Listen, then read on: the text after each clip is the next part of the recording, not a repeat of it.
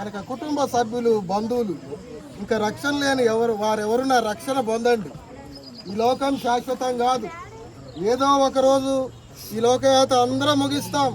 ఏదో ఒకరోజు మనల్ని కూడా ఇలా బాక్సులో పెట్టి అందులో పెడతారు.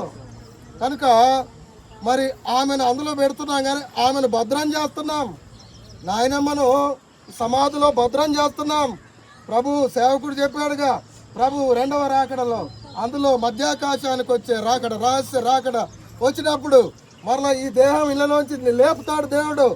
ఆత్మను ఆయన తీసుకొస్తాడు. ఈ దేహం లేస్తుంది, మధ్యాకాశంలో కలుసుకుంటాయి.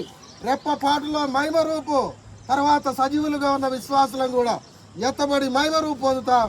యుగాలు దేవునితో ఆనందిస్తాం. కనుక అందరం ఏదో ఒక రోజు చనిపోతాం. మరి అలా దేవుడు వచ్చినప్పుడు ఎత్తబడే దాన్ని జీవ పునరుత్థానం అంటారు. ఆ జీవ పునరుత్థానం పొందేలా ఎంతమంది ఉన్నాం ఇక్కడ ఆలోచన చేసుకోవాలి. నమ్మిన వాళ్ళం జీవ పునరుత్థానం పొందుతాం. నమ్మకుండా మరణిస్తే తీర్పు పునరుత్థానం ఉంది.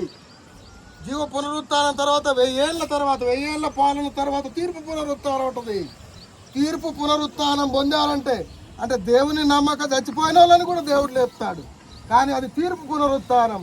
ఇక డైరెక్ట్ ధవల సింహాసనానికి వెళ్ళిపోతారు. అక్కడ తీర్పు తీర్చి నరకంలో వేసేస్తాడు దేవుడు.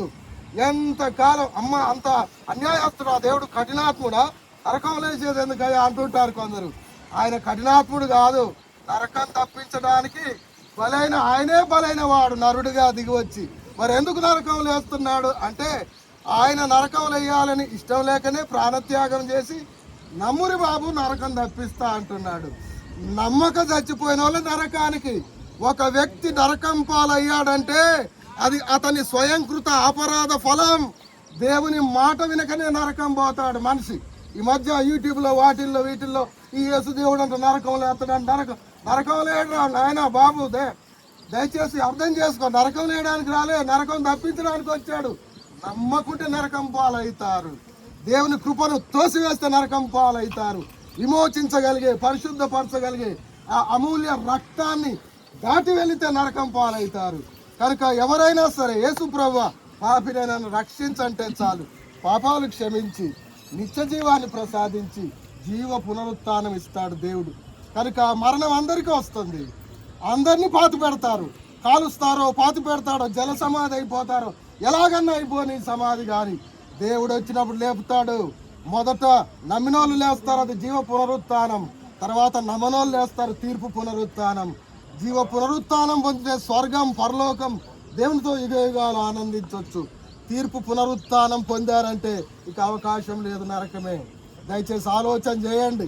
కనుక జీవ పునరుత్థానం అందరూ పొందాలనే, నరకం తప్పించి నిత్య జీవం ఇవ్వాలనే యేసుస్వామి వచ్చి సర్వ మానవాళి పాప పరిహారార్థం ఆయన రక్తం చెందించి మరణించి మన దోష శిక్ష ఆయన మీద వేసుకొని మన పాపాలు ఆయన భరించి మన పాప శాపాల నిమిత్తం బలి అయ్యి మరణించి మరణాన్ని జయించి లేచి నన్ను నమ్మండి బిడ్డ, ఉచితంగా కృప ద్వారా రక్షిస్తారంటున్నాడు. కనుక యేసు ప్రభు మతం కాదు, యేసు ప్రభు కులం కోసం రాలే, యేసు ప్రభు ఒక మతం పెట్టడం కోసం రాలే. యేసు ప్రభు మానవ జాతికి రక్షణనివ్వడానికి వచ్చాడు. యేసు ప్రభు నరకం తప్పించి నిత్య జీవం ఇవ్వడానికి వచ్చాడు. కనుక యేసు ప్రభు నందు ఎవరు విశ్వాసం ఉంచకున్నా, గతంలో యేసు ప్రభు మీద సరైన అవగాహన అభిప్రాయం లేకున్నా, ఇకనైనా యేసుస్వామి ప్రేమను అర్థం చేసుకోండి. యేసు ప్రభుని విశ్వసించి రక్షణ పొందండి. జీవ పునరుత్థానం, ఆత్మరక్షణ, అమరత్వం, జీవ పునరుత్థానం ప్రసాదిస్తాడు.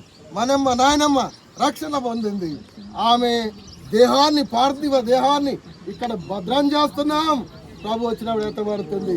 కనుక నమ్మిన వాళ్ళందరం మళ్ళీ అక్కడ కలుసుకుంటాం, దేవునితో యుగ యుగాలు ఆనందిస్తాం. కనుక కుటుంబం అంతా ధైర్యంగా ఉండండి, ఆనందంగా ఉండండి, శుభ నిరీక్షణతో సాగండి. నమ్మని వాళ్ళు ఉంటే దయచేసి మీరు కూడా ప్రభునందు విశ్వాసం ఉంచి రక్షణ పొంది జీవ పునరుత్థానం పొందేలా యేసు ప్రభునందు విశ్వాసం ఉంచి రక్షణ పొందండి.